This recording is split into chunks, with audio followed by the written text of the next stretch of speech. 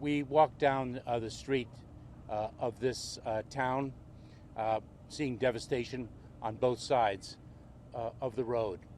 And Congressman Thompson and I were able to speak with an individual who traveled from Houston, Texas, just to help the people of this town.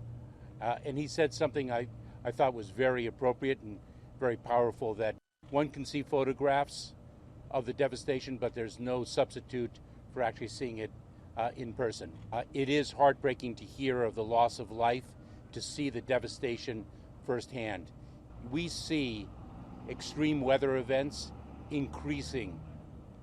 only increasing in gravity, in severity, and in frequency. And we have to build our communities to be best prepared for them, to prevent the devastation to the extent possible, to be able to quickly respond and recover, to prove ourselves resilient. I'm not only just the mayor of this community, but I've lost personal friends. I'm also the local funeral director.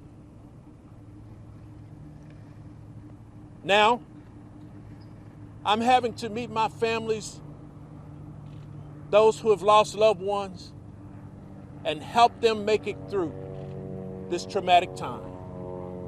But you know what?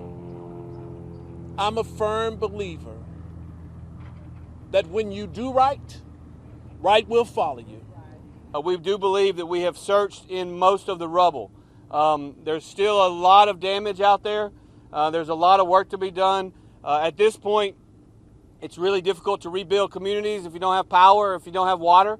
And those are things that through the public assistance that we've been able to secure from our partners at FEMA, we'll be able to get those up and running and operational very, very quickly. And so I can't give you exact numbers at this time, but just know that aside from the number of people that we have back at the state EOC monitoring this weather in South Mississippi today, we also continue to have assets that are monitoring and assessing damage.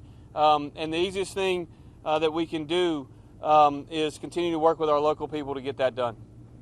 What this major disaster declaration does is it ensures that we can bring in the right resources now to help start the recovery process and support any of the ongoing response actions that may be needed in these communities.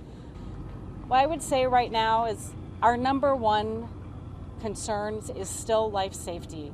I think as you look around here and you look at the debris, I just really encourage everybody to remain vigilant, stay cautious. There is a lot of hazards within this debris. And unfortunately, there's been so much loss of life, which is just heartbreaking.